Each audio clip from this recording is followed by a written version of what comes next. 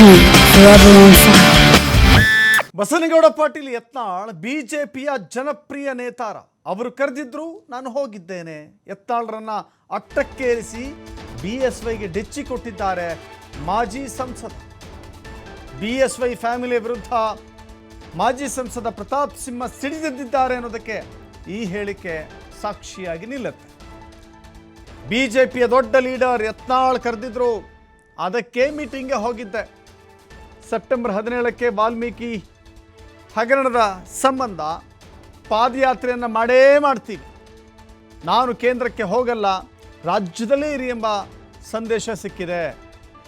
ನಾನು ಅನ್ಯಾಯದ ವಿರುದ್ಧ ಅಷ್ಟೇ ರೆಬಲ್ ಆಗಿದ್ದೇನೆ, ಪಾರ್ಟಿಯ ವಿರುದ್ಧ ಅಲ್ಲ. ಅನ್ಯಾಯದ ವಿರುದ್ಧ ಮಾತ್ರ ರೆಬಲ್. ಬಿಜೆಪಿಯ ದೊಡ್ಡ ದೊಡ್ಡ ನಾಯಕರಿಗಿಂತ ನಾನು ಪಾರ್ಟಿಗೆ ಸೀನಿಯರ್ ಇದ್ದೇನೆ. ಯಡಿಯೂರಪ್ಪ ಸೈಡ್ಲೈನ್ ಆಗಿರೋದ್ರಿಂದ ನನ್ನಂಥ ಯಂಗ್ ಬ್ಲಡ್ ಬೇಕು. ನನಗೆ ಟಿಕೆಟ್ ಕೊಟ್ಟಿದ್ದು ಬಿಜೆಪಿ ಅಲ್ಲ, ರಾಷ್ಟ್ರೀಯ ಸ್ವಯಂ ಸೇವಾ ಸಂಘ ಅಂದರೆ RSS. ನೇರವಾಗಿ BSY ಕುಟುಂಬದ ವಿರುದ್ಧವೇ ಈ ರೀತಿ ಹೇಳಿಕೆ ಕೊಡೋದ್ರ ಮೂಲಕ ಸಮರ ಸಾರಿದಂಗೆ ಕಾಣಿಸ್ತಾ ಇದೆ. ಕರ್ನಾಟಕದಲ್ಲಿ ಎಷ್ಟು ಜನ BJPಯ ನಾಯಕರಿಗೆ ಅವ್ರ ಕ್ಷೇತ್ರ, ಅವರ ಜಾತಿ ಆಚೆಗೆ ಜನರ ಪ್ರೀತಿ ವಿಶ್ವಾಸ ಇದೆ ಹೇಳಿ ನೋಡೋಣ. ಕೆಲವು ಇವತ್ತೇನೋ ಬಸನಗೌಡ ಪಾಟೀಲ್ ಯತ್ನಾಳು ಇಂಥ ಕೆಲವು ಇದ್ದಾರೆ. ಅದರೊಳಗಡೆ ಪ್ರತಾಪ್ ಸಿಂಹನು ಒಬ್ಬ ಅನ್ನೋದ್ರ ಬಗ್ಗೆ ಯಾರಿಗಾರು ಡೌಟ್ ಇದ್ದರೆ ಹೇಳ್ಬಿಡಿ.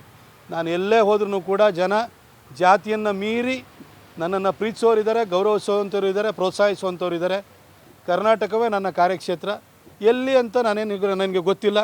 ಆದರೆ ಮೈಸೂರು ನನಗೆ ನೆಲೆ ಕೊಟ್ಟಿದೆ, ಪ್ರೀತಿ ಕೊಟ್ಟಿದೆ, ನನ್ನನ್ನು ಗೌರವಿಸಿದೆ, ನನ್ನನ್ನು ಗೆಲ್ಲಿಸಿದೆ, ನನ್ನನ್ನು ಕೈ ಹಿಡಿದಿದೆ. ಮೈಸೂರು ಬಿಟ್ಟು ನಾನು ಎಲ್ಲೂ ಹೋಗಲ್ಲ, ಮೈಸೂರಲ್ಲೇ ಇರ್ತೀನಿ. ನಾನು ವ್ಯವಸ್ಥೆಯ ವಿರುದ್ಧ, ಅನ್ಯಾಯದ ವಿರುದ್ಧ ನಾನು ರೆಬೆಲ್ಲೇ ಹೊರತು ಪಾರ್ಟಿ ವಿರುದ್ಧ ಅಲ್ಲ. ಈ ಪಾರ್ಟಿನಲ್ಲಿ ಇವತ್ತು BJPನಲ್ಲಿ ಎಷ್ಟು ಜನ ಲೀಡರ್ಸ್ ಇದ್ದಾರಲ್ಲ, ಅವರೆಲ್ಲರಿಗಿಂತ ಜಾಸ್ತಿ ಸೀನಿಯಾರಿಟಿ ಇದೆ ನನಗೆ. ನಮ್ಮ ಟಾಲೆಸ್ಟ್ ಲೀಡರ್ಗಳಿಗಿಂತ ಜಾಸ್ತಿ ಸೀನಿಯಾರಿಟಿ ಇದೆ. ಯಾಕಂದರೆ ನಮ್ಮಪ್ಪ 1961ನಲ್ಲೇ OTC ಕ್ಯಾಂಪ್ ಮಾಡಿದ್ದಾರೆ. 68ಅಲ್ಲಿ ಅವರು ಗ್ರಾಮ ಪಂಚಾಯತಿಯ ಅಧ್ಯಕ್ಷರಾಗಿದ್ದರು ಜನಸಂಘದ ಗುರುತಿನಲ್ಲಿ. ಅದಕ್ಕಿಂತ ಸೀನಿಯಾರಿಟಿ ಯಾರಿಗಿದೆ ತೋರಿಸಿ ನೋಡೋಣ. ನಾನು ನಮ್ಮಪ್ಪ ಆ ಹಿನ್ನೆಲೆಯಿಂದ ಬಂದವರು. ನಾನು ಕೂಡ 1986ಅಲ್ಲೇ ನಾನು OTC ಮಾಡಿದ್ದೆ ಸ್ಕೂಲಿಗೆ ಹೋಗ್ತಾ ಇರಬೇಕಾದ್ರೆ. ನಾನೊಬ್ಬ ಪತ್ರಕರ್ತನಾಗಿ ನಾನು ರಾಷ್ಟ್ರೀಯ ಚಿಂತನೆಗಳನ್ನು ನನ್ನ ಲೇಖನಗಳ ಮುಖಾಂತರ ನಾನು ಪ್ರತಿಪಾದಿಸಿದ್ದೀನಿ. ನಾನು ಬ್ಯಾನರ್ ಬಂಟಿಂಗ್ ಕಟ್ಟಿಲ್ದಲ್ಲೇ ಇರ್ಬೋದು, ಆದರೆ ಬ್ಯಾನರ್ ಬಂಟಿಂಗ್ ಕಟ್ಟುವಂಥ BJPಯ ಪ್ರತಿಯೊಬ್ಬ ಕಾರ್ಯಕರ್ತ ಇರ್ಬೋದು, ಅವನ್ನ ಇನ್ಸ್ಪೈರ್ ಮಾಡಿದ್ದೀನಿ ನಾನು. ಹಾಗೆ BJPಯ ಚಿಂತನೆಗೆ ಎಷ್ಟೋ ಜನರು ಮಾರು ಹೋಗುವ ರೀತಿಯಲ್ಲಿ ಮಾಡಿದ್ದೀನಿ. ರಾಷ್ಟ್ರೀಯ ಚಿಂತನೆಗೆ ಜನರನ್ನ ಕರೆಸಿದ್ದೀನಿ. ಅವರಿಗೆ ನಾನು ಬರವಣಿಗೆ ಮುಖಾಂತರ ಅವ್ರನ್ನ ಓದಿಸಿ ಅವ್ರಿಗೆ ಮನವರಿಕೆ ಮಾಡಿಕೊಟ್ಟಿದ್ದೀನಿ. ಹಾಗೆ ಇನ್ನು ಭಾಳಷ್ಟು ಜನ ಸೀನಿಯರ್ ಲೀಡರ್ಸ್ಗಳು ಯಾರಿದ್ದಾರೆ ಅವರೆಲ್ಲ ಡೆಲ್ಲಿ ಹೋಗಿದ್ದಾರೆ.